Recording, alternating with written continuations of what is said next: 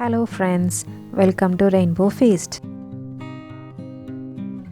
இன்னைக்கு வீடியோவில் மட்டன் தலப்பாக்கட்டு பிரியாணி எப்படி செய்யலான்னு பார்க்க போகிறோம். இதில் மசாலாலாம் அரைச்சி நம்ம ஜீரக சம்பா ரைஸ் யூஸ் பண்ணுறதுனால ரொம்பவே டேஸ்ட்டாக இருக்கும். ஹோட்டலில் சாப்பிட்ட ஃபீல் கிடைக்கும். இப்போ வாங்க எப்படி செய்யலான்னு பார்க்கலாம். ஃபஸ்ட்டு நம்ம மட்டனை ப்ரெஷர் குக்கர் பண்ணிவிட்டு அதுக்கப்புறம் நம்ம மசாலாலாம் ரெடி பண்ணிக்கலாம். மட்டன் போன்லெஸ்ஸு 1/2 kg எடுத்திருக்கேன். இதை நல்லா வாஷ் பண்ணிவிட்டு இப்போ ப்ரெஷர் குக்கரில் ஆட் பண்ணிக்கிறேன். மட்டன் நீங்கள் போனோடையும் சேர்த்துக்கலாம். போனோடு சேர்க்கும் போது இன்னும் ஃப்ளேவர் உங்களுக்கு அதிகமாக இருக்கும். எனக்கு இன்றைக்கி போன்லெஸ் தான் கிடச்சிது, அதனால் நான் இதை சேர்த்துக்கிறேன். சேர்த்துட்டு 1.5 கப்பு தண்ணி ஆட் பண்ணிக்கிறேன். இப்போ மட்டனுக்கு தேவையான அளவுக்கு சால்ட் ஆட் பண்ணிக்கிறேன். அப்புறம் 1 டேபிள் ஸ்பூன் இஞ்சி பூண்டு பேஸ்ட்டு சேர்த்துக்கிறேன்.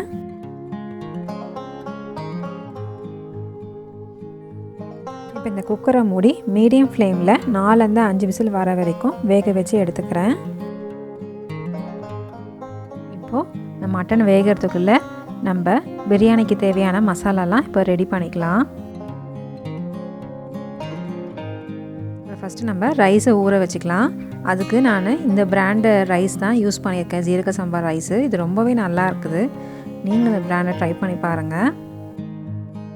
1/2 kg ரைஸ் எடுத்திருக்கேன், அதாவது 2.5 கப்பு அரிசி எடுத்திருக்கேன். இந்த ரைஸை நல்லா வாஷ் பண்ணி 30 நிமிஷம் இதை ஊற வச்சுக்கலாம். இப்போ பிரியாணி மசாலா அரைக்கிறதுக்கு ஒரு மிக்ஸி ஜாரில் ஒரு பே லீஃப், ஒரு சின்ன துண்டு கல்பாசி, 3 துண்டு பட்டை, ஒரு சின்ன பீஸ் மேஸ், ஸ்டார் அனைஸ் 1,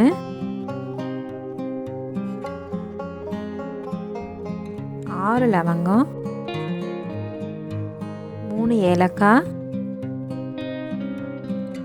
அப்புறம் 1 டீஸ்பூன் ஜீரகம், 1 டீஸ்பூன் சோம்பு,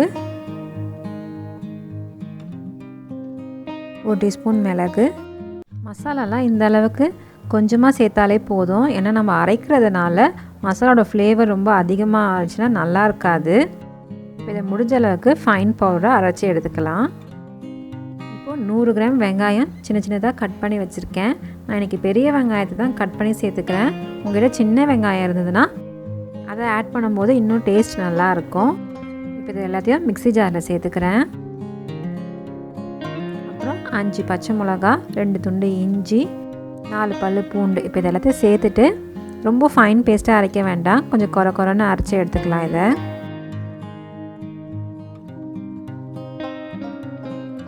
இந்த அளவுக்கு அரைச்சா போதும். ஒரு பேனில் 100 ml எண்ணெய் சேர்த்துக்கிறேன். 1 டேபிள் ஸ்பூன் நெய் ஆட் பண்ணிக்கிறேன். இப்போ எண்ணெய் நல்லா சூடானதும் நம்ம அரைச்சி வச்சுருக்க ஆனியன் பேஸ்ட்டை இதில் ஆட் பண்ணிக்கலாம். இதில் நம்ம மசாலாலாம் அரைச்சிருக்கிறதுனால நம்ம பட்டை லவங்கம் போட்டு தாளிக்க வேண்டாம், நம்ம டைரெக்டாக பவுடரே ஆட் பண்ணிக்கலாம். இந்த ஆனியன் பேஸ்ட்டை எண்ணெயிலே நல்லா வதக்கிக்கலாம்.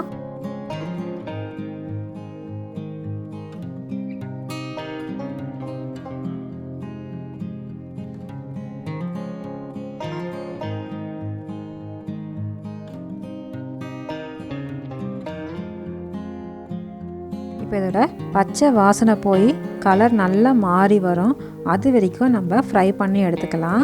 இப்போது ஆனியன் நல்லா ஃப்ரை ஆகிடுச்சு. இந்த அளவுக்கு ஃப்ரை ஆனால் தான் பிரியாணியோட டேஸ்ட்டு ரொம்ப நல்லாயிருக்கும்.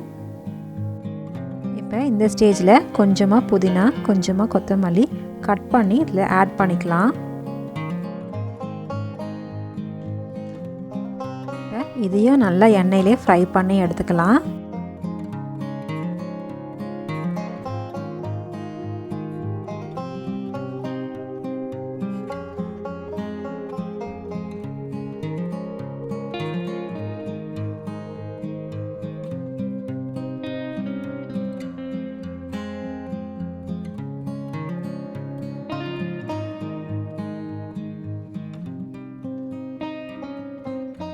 இப்போ இது நல்லா ஃப்ரை ஆகி எண்ணெய் பிரிஞ்சு வந்துடுச்சு. இப்போ இந்த ஸ்டேஜில் நம்ம அரைச்சி வச்சுருக்க பிரியாணி மசாலாவை இதில் ஆட் பண்ணிக்கலாம்.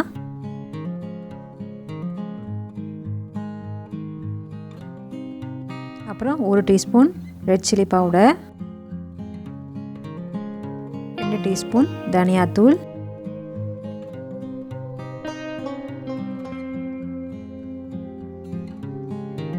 இப்போ இதையும் எண்ணெயில் நல்லா ஃப்ரை பண்ணிக்கலாம்.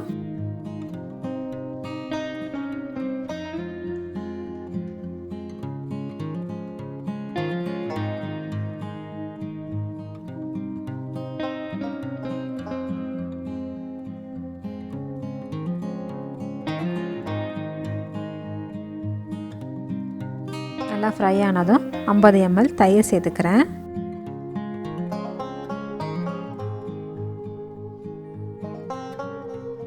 சேர்த்துட்டு ஒரு வாட்டி நல்லா கலந்து விட்டுக்கோங்க.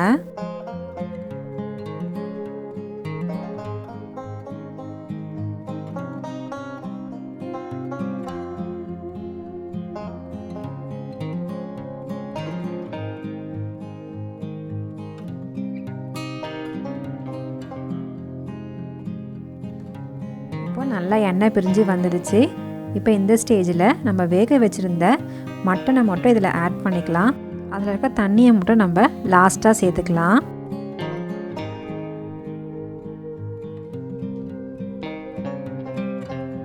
சேர்த்துட்டு இந்த மட்டன் எல்லாம் இந்த மசாலாலே ஒரு 10 minutes குக் ஆகட்டும். இப்போ இந்த அளவுக்கு மட்டன் நல்லா ரோஸ்ட் ஆனதும் மட்டன் வேக வச்சுருந்த தண்ணியை பாதி பாதியாக நம்ம ஆட் பண்ணிக்கலாம். கரெக்டாக எனக்கு மட்டன் தண்ணி வந்து 2 கிளாஸும் plain வாட்டர் வந்து 3 கிளாஸும் ஆட் பண்ணிக்கிறேன். இதில் 1 கப்புக்கு 2 கிளாஸ் தண்ணி சேர்த்துக்கலாம். நான் இன்றைக்கி 2.5 கப்பு எடுத்துருக்கிறதுனால டோட்டலாக 5 கிளாஸ் தண்ணி சேர்த்துக்கிறேன்.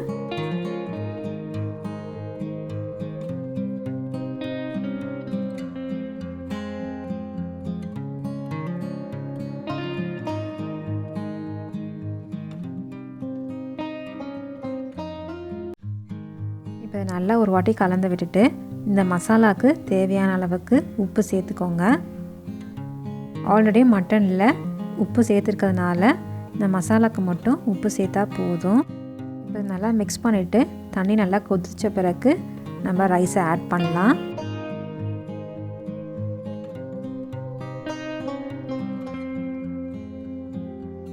இப்போ தண்ணி நல்லா கொதிச்சிச்சு. இப்போ நம்ம ஊற வச்சுருந்த அரிசியை தண்ணியை வடிச்சிட்டு இதில் சேர்த்துக்கலாம்.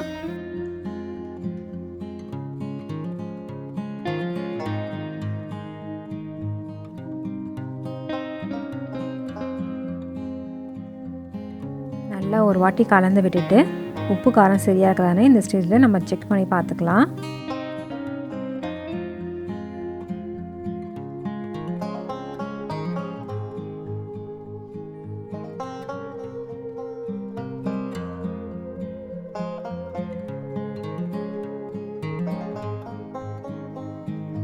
மூடி வச்சு நல்லா ஒரு 10 நிமிஷத்துக்கு நல்லா கொதிக்கட்டும்.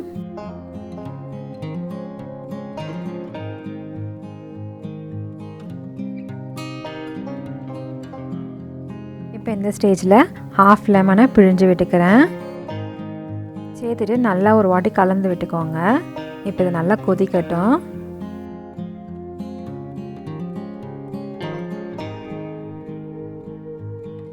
இப்போ அரிசியும் தண்ணியும் ஒரே லெவலாக இருக்குது.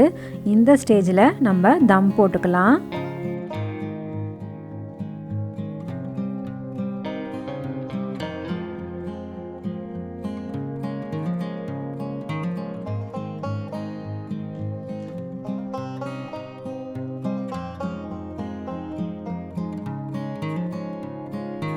என்னுடைய மூடியில் ஓட்டை இருக்கிறதுனால நான் ஃபாயில் பேப்பர் போட்டு க்ளோஸ் பண்ணிவிட்டு லிட்டை போட்டு க்ளோஸ் பண்ண போகிறேன். உங்கள்கிட்ட ஃபாயில் பேப்பர் இல்லைன்னா வாழை இலை கூட மூடி வச்சுட்டு நீங்கள் தம் போட்டுக்கலாம்.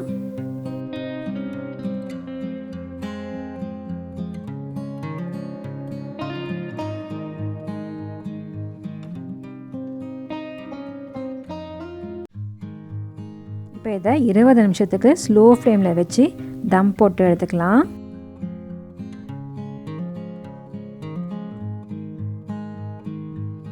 இப்போ 20 நிமிஷம் ஆயிடுச்சு.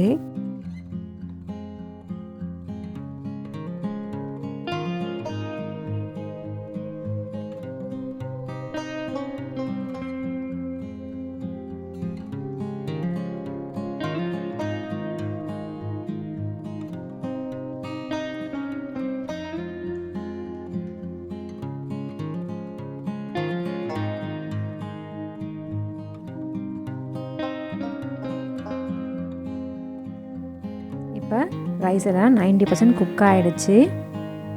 நம்ம இதை ஒரு வாட்டி பரட்டிட்டு ஸ்டவ்வை ஆஃப் பண்ணிவிட்டு ஒரு 10 நிமிஷத்துக்கு தம் போட்டுக்கலாம்.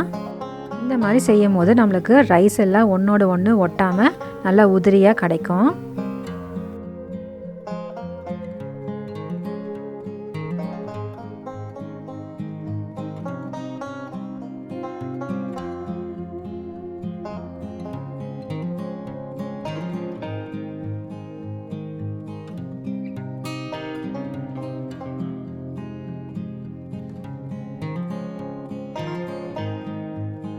திரும்பவும் ஃபாயில் பேப்பர் போட்டு க்ளோஸ் பண்ணிக்கிறேன்.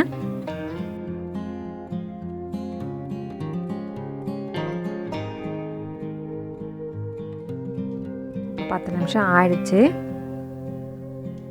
இப்போ இது நல்லா ஒரு வாட்டி பரட்டி விட்டுட்டு நம்ம சர்வ் பண்ண வேண்டியதுதான். மட்டன்லாம் நல்லா சாஃப்டாக வெந்திருக்குது. வீடே ரொம்ப வாசனையாக இருக்குது. நான் இன்றைக்கி பாயில்டு எக்கும் ரைத்தாவும் வச்சு தான் இதோட சர்வ் பண்ணேன். ரொம்பவே டேஸ்ட்டாக இருந்தது. நீங்கள் அதை கண்டிப்பாக ட்ரை பண்ணி பார்த்துட்டு எப்படி இருக்குன்னு கமெண்ட்டில் சொல்லுங்கள். உங்களுக்கு இந்த வீடியோ பிடிச்சிருந்தா லைக் பண்ணுங்கள், ஷேர் பண்ணுங்கள், சப்ஸ்கிரைப் பண்ணுங்கள். தேங்க்யூ.